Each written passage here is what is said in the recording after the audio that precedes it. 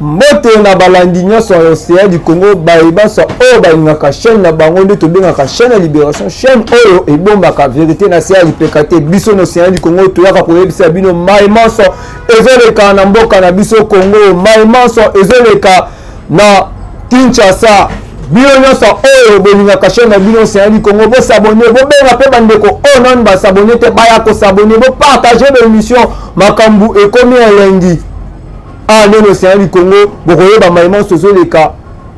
na mboka na biso Congo et puis to bosani te biso l'océan du Congo gloire ngoma vainqueur te souhaiter ba bonne guérison na maman océan maman di maman coordinateur maman oyo azo pesa bana na ye moi likanisi ya koyeba ndenge nini ya kosala musala maman océan ba bonne guérison et puis bino bato boza libanda bo prier pour na maman océan bino bato bolingaka maman océan bosambela mpona ye nzambe asunga ye apesa ye makasi aya lisusu koloba ndenge alobaka na lobi monoko na ye moko ezali 1000 personnes soki alobi eyokanaka lelo ngana bino tokobeta maye eza mo ebele tokoloba maye oyo etali politique ya mboka na biso est-ce que politique ya République démocratique du Congo ezo marché bien est-ce que politique ya République démocratique du Congo ndenge toyebaki soki lelo mwana mboka azwi pouvoir politique ya République démocratique ekotambwama bien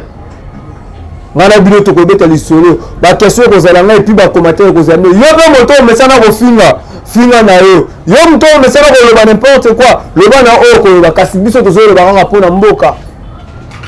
susi mpona mboka na biso mpo tolingaka mboka tolobi soki babengani biso awa soki tozangi mboka tokovanda wa po congolais partout azali ezala zala mpe ezala wapi azalaka nini déjà maltraité bongo soki lelo oyo babengani biso na mboka na biso tokokende alors yango tolobi mabele ya bakongomani ekokende te kongo ekokende mpe ya bapaya te kongo kotikala ya bavrai congolais kongo eza ya bavrai congolais alors yo moto okolanda émission ya lelo pesa conseil mpona maïma sozoleka na mboka na biso démocratique du Congo tomonaki bongo baopposant asilaki kokutana na mwana mboka président eseni Denis Kadima tokopartage mpe lisolo yango na mobundeli mpe ya mboka ndeko Josué Lumumba oyo boyebi ke azali communicateur na parti nouvelle élan ya mwana mboka Adolphe Muzitu me nga moko nalingi nafungola nanu nzela na banda nanu toyebi te mini oyo Denis Kadima asololaki na baopposant ya mboka na biso batomoni interview ya mwana mboka Adolphe Muzitu oyo ningisi Congo interview ya mwana mboka Adolphe Muzitu oyo pesi bali Congo mani pasi mingi ndeko na ngana simya kamera afenki ata naza koloba makambo Adolphe ndeko na biso Adolphe Muzitu tshela wana video na balanda interview maloba oyo nini Adolphe Muzitu alobaki oyo lelo pesi pasi oyo lelo bato na bato bakomi koloba ke ba opposant bazali koboya maponami tshela wana video wana.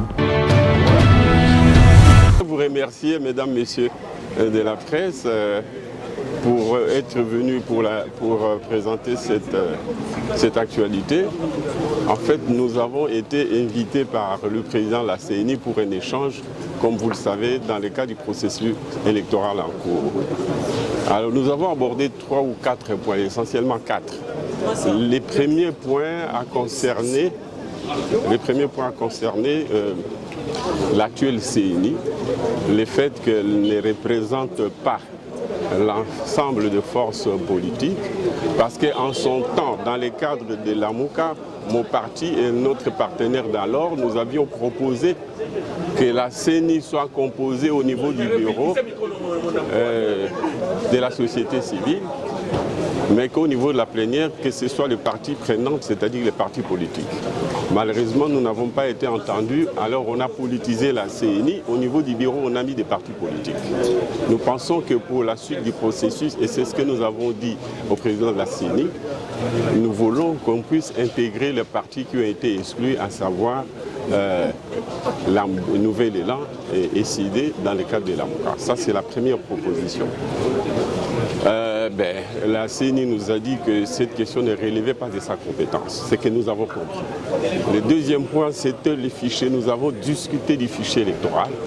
pour dénoncer le fait qu'il n'est pas complet. Il n'a pas pris en compte les 3 territoires dont 2 dans les Nord Kivu, à savoir Massissi et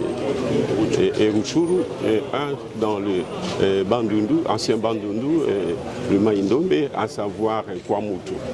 Et que par conséquent, le fichier est incomplet et le fichier ne comprend pas tous les électeurs. Il a essayé de nous expliquer qu'ils ont pris en compte ces électeurs-là en les intégrant et que dans les faits, ils allaient organiser l'enrôlement, identifier l'enrôlement le moment venu quand la situation va se calmer. En fait, nous avons parlé aussi, troisième point, du financement des élections proprement dites. Nous lui avons demandé si d'ici la fin du processus, il pourra mobiliser les 500 millions de dollars dont il a besoin pour parachever son processus. Il a dit qu'il est en connexion avec le gouvernement et que dans les jours qui viennent, ils pourront obtenir un décaissement de 100 millions de dollars et que par conséquent, ils peuvent avancer avec les processus, quitte à ce que le reste du montant soit complété. Nous pensons que cette façon de faire n'est pas crédible et nous pensons qu'il faut faire pression, nous l'avons dit. Si véritablement on veut aller à la fin du processus et dans le délai constitutionnel, il faudrait que le gouvernement décaisse l'argent et les bonnes perspectives qui s'annoncent d'après ce que nous avons entendu, je crois que c'est une déclaration du FMI, le gouvernement va obtenir le décaissement, si ce n'est pas encore fait, de 500 millions de dollars au titre d'appui budgétaire. Donc ce n'est pas de l'argent pour le financement de la balance à paiement, mais plutôt de l'appui budgétaire. Et nous pensons que cet argent peut être mis à la disposition de la CENI pour parachever les opérations. Voilà l'essentiel de ce que nous avons discuté. Nous avons dit que les processus tels qu'ils ont commencé, si nous pouvons avancer dans les contacts, dans les discussions, pour que l'opinion de l'opposition, je pense que c'est en train d'être le cas, soit prise en compte pour l'amélioration du processus, ce serait une bonne chose. Et il nous a dit que le processus des contacts entre la CENI et les différentes parties prenantes vient de commencer et que ça allait continuer. Personnellement, je ne crois pas au respect du délai constitutionnel à cause de problèmes de financement. J'ai l'impression que le gouvernement, face aux 500 millions de dollars dont il vient de bénéficier de la part des institutions de Bretton Woods, probablement la moitié sera consacrée aux questions sécuritaires. Ce n'est que l'autre moitié qui pourra être mise à la disposition de la CENI, auquel cas, puisque la CENI a besoin de 500 millions, la différence ne sera pas disponible dans les délais constitutionnels et que probablement nous serons devant une hypothèse de glissement. Vous êtes d'accord de partir aux élections sans ces partis qui sont aujourd'hui non pris en compte? Nous ne sommes pas, mon parti et moi, nous ne sommes pas disposés à aller aux élections avec l'option de la balkanisation du pays, dont nous pensons et nous espérons que la CENI va le faire. Nous voulons que l'enrôlement se fasse dans les 3 territoires concernés et nous pensons que l'Église catholique peut nous y aider parce qu'au plan international, même pour la partie que nous ne contrôlons pas, qui est contrôlée par les rebelles ou le Rwanda, nous pensons que les institutions concernant l'Église catholique pourront nous permettre d'assurer la surveillance et l'enrôlement pour que les élections se fassent en temps voulu.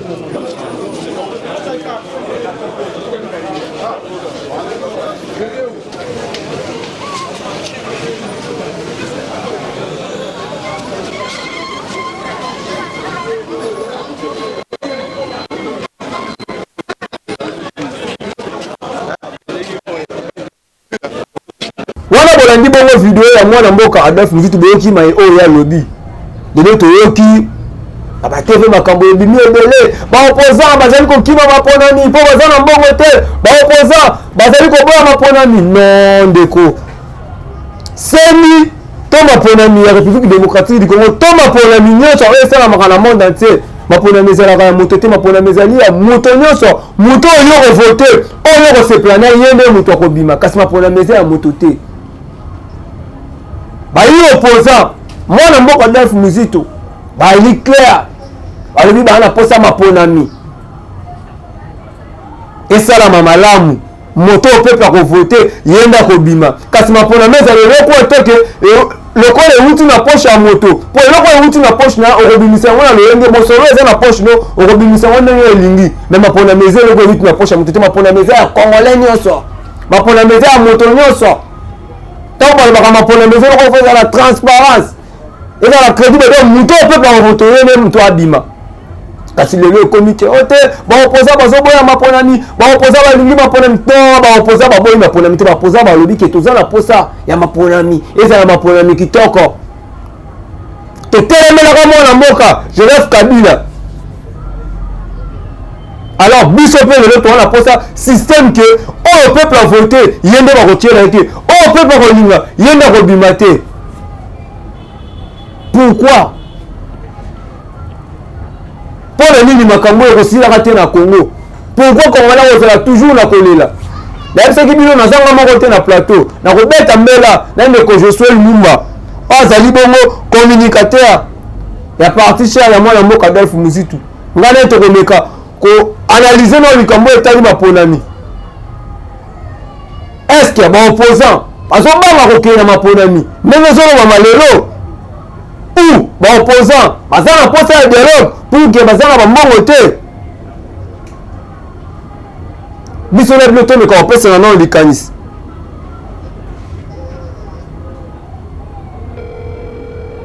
Ndenge lelo komi kolobama est-ce que mwana mboka Martin Fayulu Madidi ndenge alobi ka kokende na maponami te pour le système oyo eza na maponami eza bien te ya kokende maponami te est-ce que ndenge alobi bongo elingi koloba ke aboyi kokende na maponami po aza na mosolo te to aboyi ke système oyo esalamaki na 2018 système oyo esalamaki na 2011 système oyo esalamaki na 2006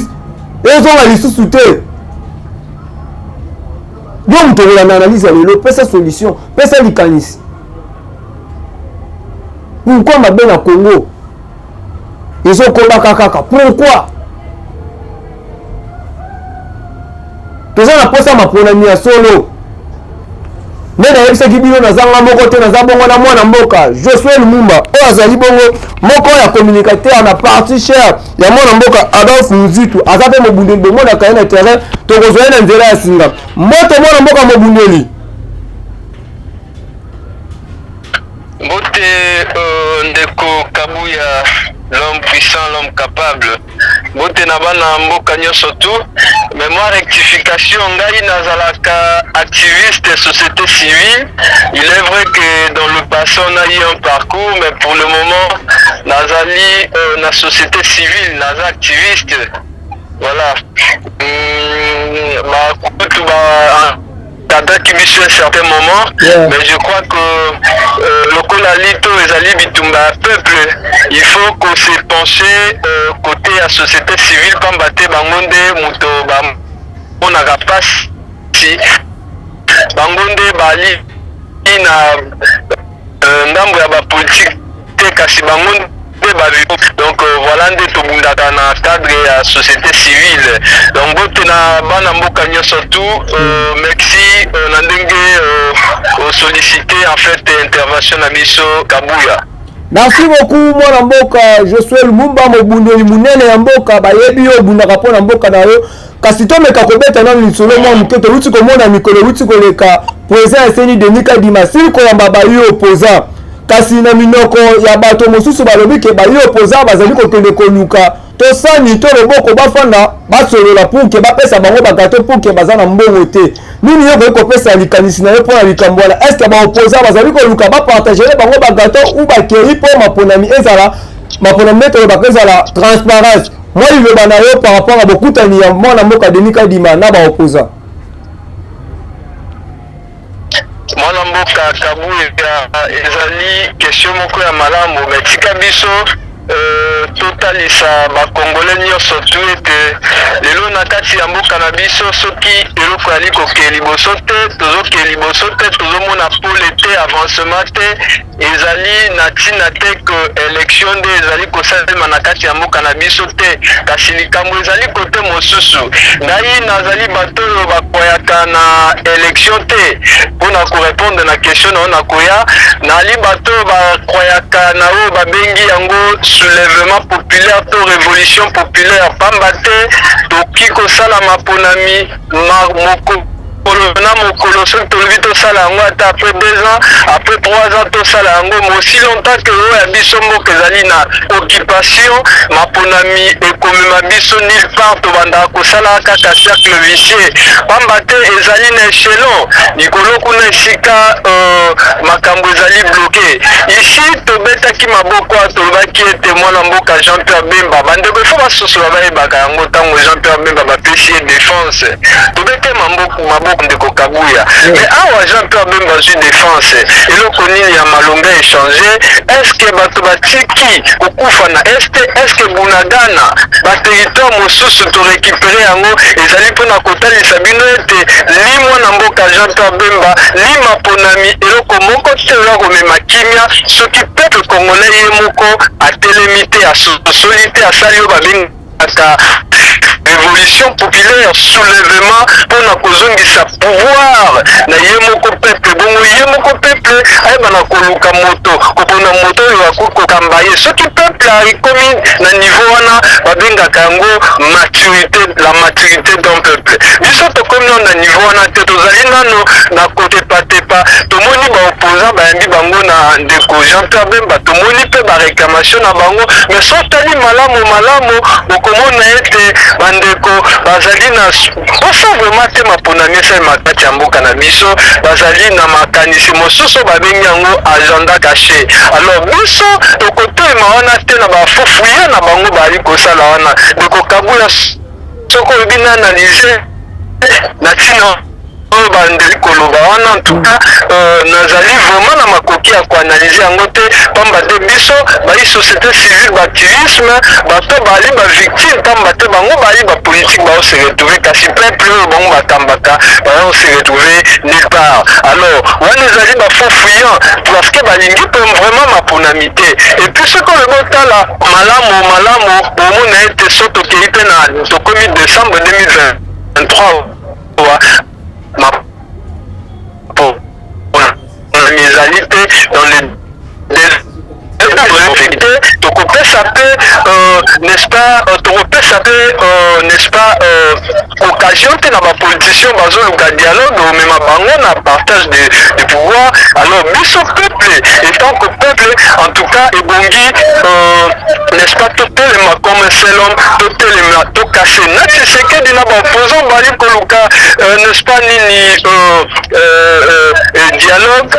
pamba te ndeko Kabuya so tovi tokende na élection tokende pai tozonga pai mpo nalandaki mpe mwana mboka Adolphe Muzito alobai mpe le mot très important na makambo etali maponami tokokende maponami aussi longtemps que une grande partie toconsidérer yango lokola neti un 5 ya mboka na biso bandeko nano basarole te ni toali komona yango ezali lokola neti processus ya balkanisation ya kati na mboka na biso nayebi te ndeko Kabuya soko ali kolandanga malamu tosaki baélection kala mingi te awa n'est-ce pas Yumbi bavotaki te Beni bavotaki te mais soki otali malamu na kati ya assemblée nationale ebongisi baplace mpona 500 députés mais soki otango bino boexclure déjà boenrole bango te soi-disant n'est-ce pas situation sécuritaire mais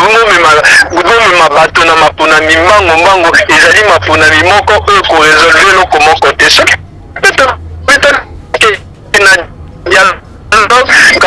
dialogue peut komema biso epai moko te tobanda kosala oyo babengi na français cercle vicieux alors solution ya solo efoto oyo nauti koloba awa la maturité d'un peuple ndeko Kabuya il faut la maturité d'un peuple il faut biso peuple oyo toali komona pasi pamba te ifo otalisa na bana mboka ete bapoliticien nyonso tole oyo toali komona bango bali na lolendo bali kotambola malamu bana bango misusu naiti komona bana bango banini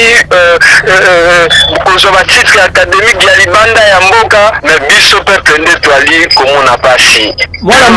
Tshisekedi se retrouve parmi les milliardaires nayebi koloba millionnaire te mais milliardaire donc millionnaire po koma milliardaire il faut ozala multimillionnaire ndo komi milliardaire lelo ndeko Félix Tshisekedi akomi milliardaire ali kotala ndeko Moïse Katumbi oyo toyebaki keno moto azali na mbongo mais ndeko Félix Tshisekedi alobi nalekie na mbongo mosika azala lisusu na eloko moko te donc ozali komona ete bandeko politicien oyo biso toali na regret makasi na ndeko Félix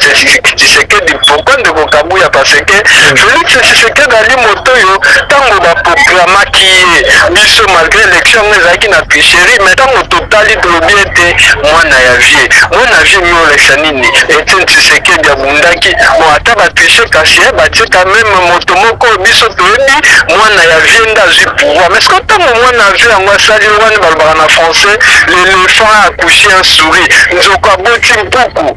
okomprendre, nzoko aboti mpuku omo mpuku yango wana nde ndeko Félix Tshisekedi mpuku wana nde ezali déception par rapport ya nini, par rapport ya batata peuple congolais nde kozela par rapport ya batata. Est-ce que lelo oyo na kati ya mboka na biso soki DPS azwi pouvoir ndeko Kabuya toyi kozonga lisusu tolelalela na makambo etali démocratie? Parce que ntango biso toali kolela na régime ya UDPS entre guillemets likambo etali démocratie, c'est-à-dire que ndeko Félix Tshisekedi a saboté ndeko apiétine lite ya ndeko Etienne Tshisekedi oyo abundaki na ntina ya démocratie. Pamba te ndeko Félix Tshisekedi ali kosala oyo babengi le contraire ya idéologie yango nalobaka chaque fois que la lutte politique ne s'hérite jamais bahéritaka te parce que ngai papa nalaki politicien mwana obota baoza na makila wana non makila ya politique te. omoni lelo oyo soki okokende otala na bamboka mosusu neti ya baafrique du sud likambo batali etali apartheid. omona banelson mandela babundelaka déjà mpona apartheid. okei un peu partout dans le monde omona grand révolutionnaire babunda mais lelo oyo sikoyo toloba ndeko Kabuya lito babengi yango mpona démocratie to badémocratie na kati ya mboka na biso parce que Etienne Tshisekedi abundelaki démocratie ndeko Kabuya. lelo mpe kobeta maboko toloba ete lite Etienne Tshisekedi esimbaki na oyo etali démocratie na kati ya mboka na biso. Pourquoi? Parce que lite esimbi te toali kobandela kobalukaka babengi na cercle vicieux. ndeko Félix Tshisekedi ngeloko esaka ngai mpasi ntango natalaka ete Kabila abetanga masasi na libumu ndeko Félix Tshisekedi ntango aye na kati ya mboka na biso na makambo etali démocratie tozongi lisusu nsima. nayebi te Kabila abetanga masasi na libumu soki Tshisekedi akobetanga masasi wapi? Merci beaucoup mwana mboka Joseph Lumba omela mwa mai. Alors mokolo biso pepe ndeko Kabuya tika ngai naloba s'il vous plaît Loba mwana mboka loba bainde ba comprendre. Allô mwana mboka loba pesa message bazolanda yo. Oui, natalisa peuple ete tosali eloko moko te. ndeko Kabuya nali korepete yango lisusu la maturité d'un peuple. mokolo peuple akoluka barespecte ye ayeba ete akozwa respect na ye na limemia nyonso tu. mais ntango biso totikali obe naïve tokangi maboko tobi tosala eloko moko te tozela libérateur ndenge tomesana ozela balibérateur mais peut baete balibérateur oyo tomesana kozela bayaka obe na bakaye de charge na bango na baaccord na bango basignaki ndenge tomonaki Moïse Laurent Désiré Kabila yaki ndenge baimpozele biso soi-disant fils de Kabila Joseph Kabila ndenge lelo tomonaki baaccord ya Kingakati oyo jusque là ezali n'est-ce pas un mystère oyo bakongolais bazali kocomprendre te ndeko Félix Tshisekedi oyo asiyeba kosigne baaccord nena na ndeko Kabila eloko moko ya malonga te mpona kobalusa obe bana mboka bayengana eloko moko te ya malonga. mais biso soki tobi tos appliquer la maturité d'un peuple na bandelaka yango à chaque fois ndeko bacomprendre ete ngai Josué Bungu Lumumba natelemaka na eloko babengi la maturité d'un peuple na résumaka yango peuple doit s'émanciper par une révolution populaire et un soulèvement populaire. donc voilà une révolution populaire, un soulèvement populaire. Wanande tokoeba ko atteindre babengi la maturité d'un peuple. ndeko Kabuya soki peuple atelemi yeba ete je katanaka. alors biso la seule solution makambo maponami yali malamu nomoni batomemi bayambi ndeko Fayulu basesanga mais pour quelle finalité? Tango ye moko déjà ndeko Martin Fayulu le président eli alobi ete na déposé candidature te tobetaki maboko. Moi personnellement nalobaki c'est ça le caractère d'un homme. Mais sikoyo ntango nayekoyoka président élu mais excellence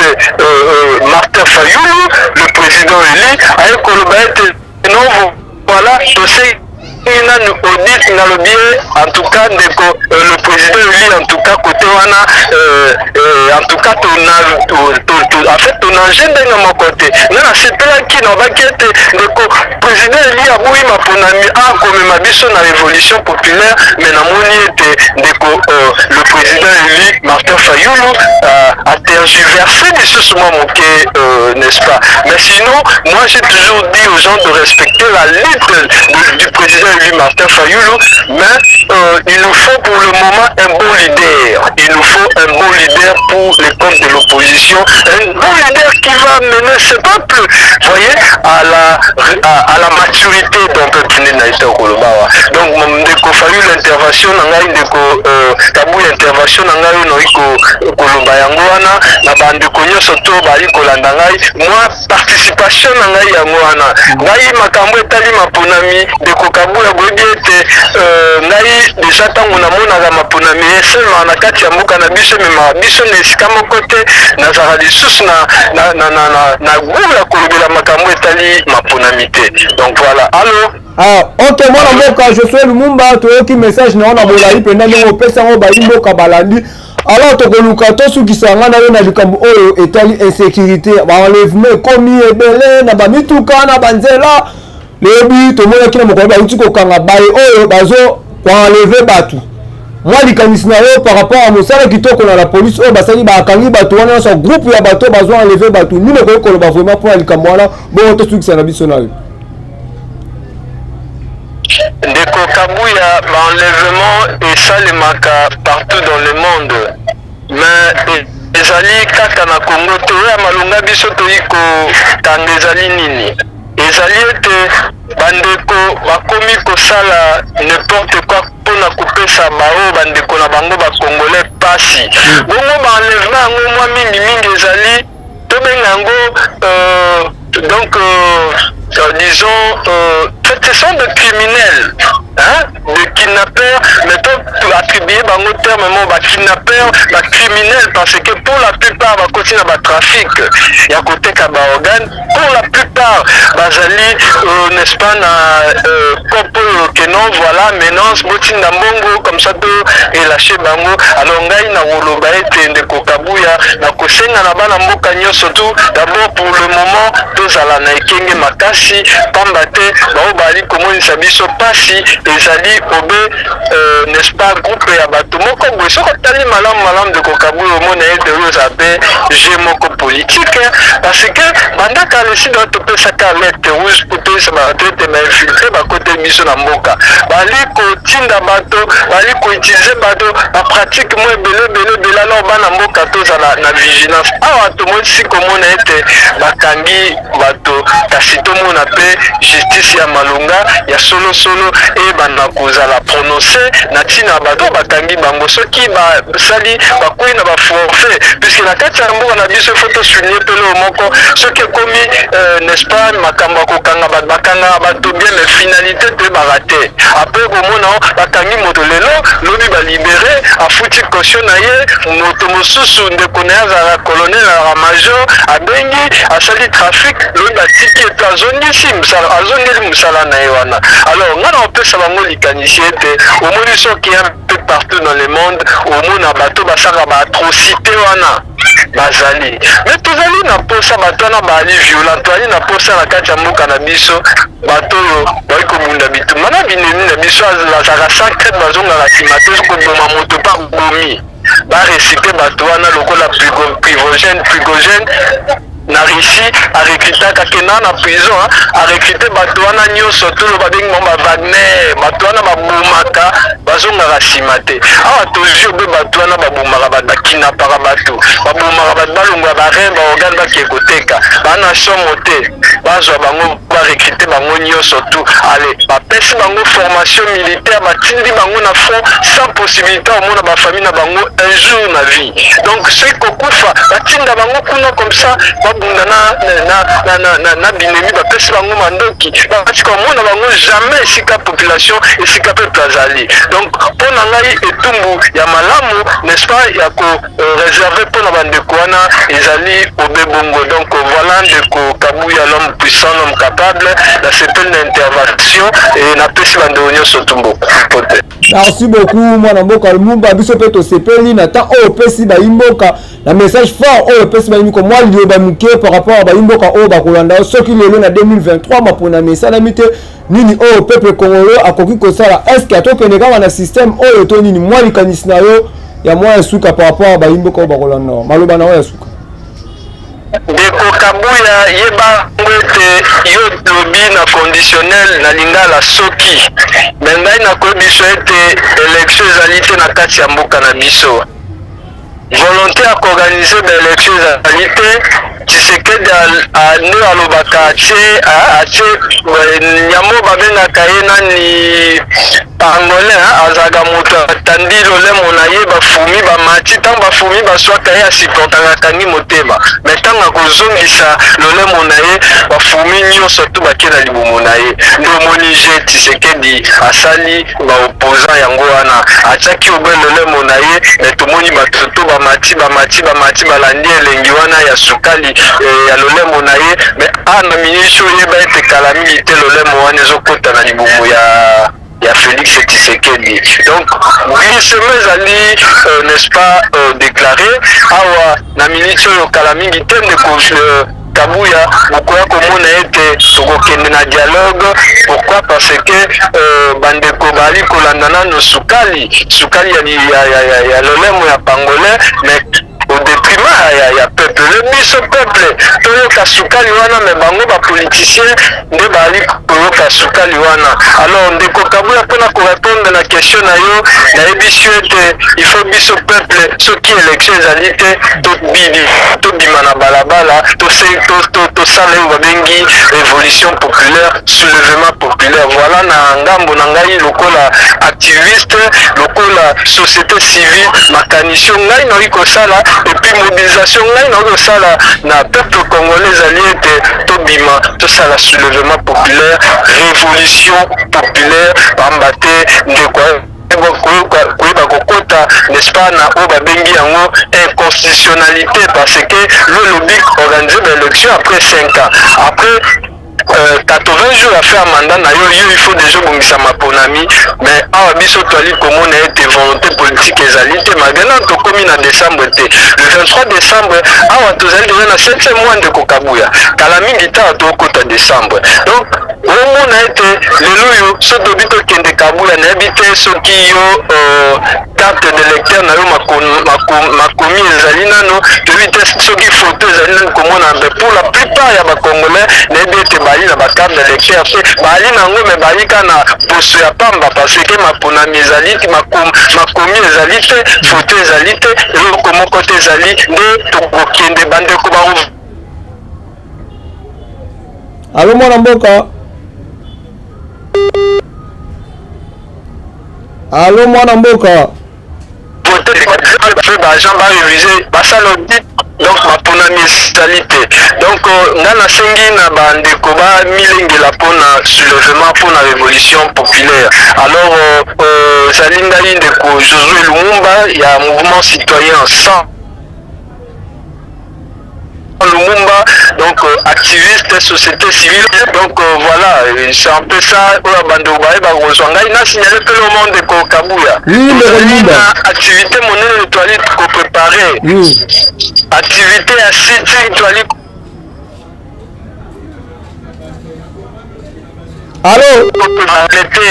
Royaume-Uni. Tu allais na site, tu allais pour préparer na ambassade ya Royaume-Uni. Pour na ko loba non na soutien ya Rwanda. Moni babitumba biso toali kobundela bitumba ya bongo. Alors sitting monene nali ko annoncer na ba Congolais nyonso tu babe bakolanda ngai ete toali ko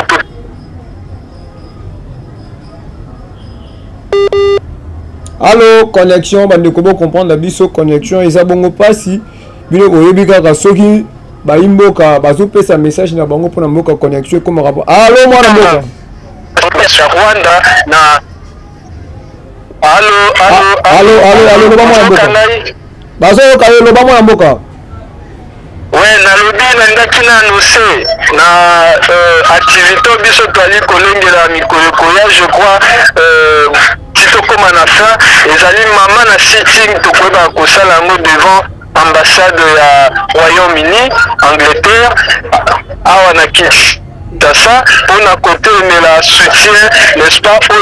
anglo-saxon bali ko accorder na Rwanda. Alors toza wana to dénoncer yango soutien bango bali ko pamba te biso tozi d'information que le Rwanda est soutenu par les anglo-saxons. Calamité bali ko élever n'est-ce pas mon Solomone ne pour ko soutenir bango de biso toza la wana elomona bana mboka nyonso tout pour na koloba non n'est-ce pas na soutien au Royaume-Uni, anglo-saxon, Angleterre a dit qu'on préparer, n'est-ce pas, pour le Rwandais. Donc voilà, calamité, non, tout ça, c'était photo fan de la bande de cognac, surtout réfléchir sur Yango, et qu'on s'est un peu moins les soumis à bande de cognac, surtout, on va soutenir, bien sûr, pour la mobilisation, même on a contacté, on a plus de 243, 9099, 77, 4. Donc voilà, c'est un peu ça l'imam dans WhatsApp et voilà. Merci beaucoup mon amour. Message na yo kami ba eba so balandi au monde entier pour na kopesa un message et nzamba zala na yo nzamba batela yo o continuer ko bunda pona mboka na bino bo bunda pona litsi ya mboka na biso ngana yo tokutani mikolo ezali koya. Malamu ndoko kabulu ya mboka na yo pe.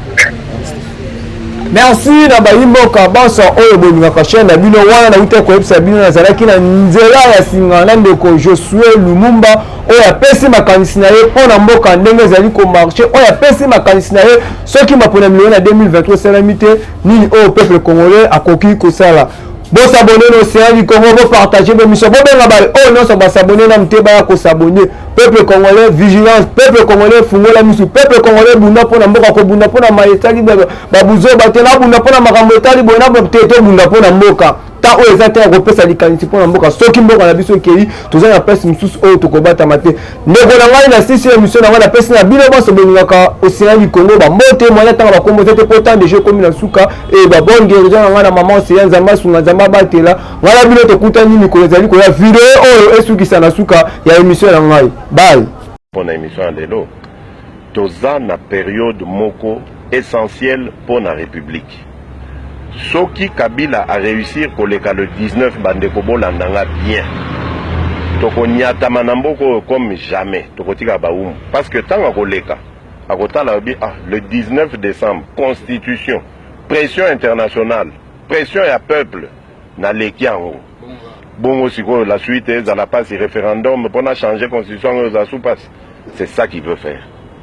Soki a meki koleka le 19 toko kota na période oyo juridiquement il n'est même pas justifiable. Impossible. Toko mi na illégalité. Ce sera la loi du plus fort des Coréniens. Et comme il se sentira le plus fort puisqu'à koleka le 19, donc à comme le plus fort, toko koma baumbu nae, il va faire un référendum, à changer constitution, à longo l'article verrouillé à 220, à longo li limitation à mandat, à komi Mobutu ya mibale.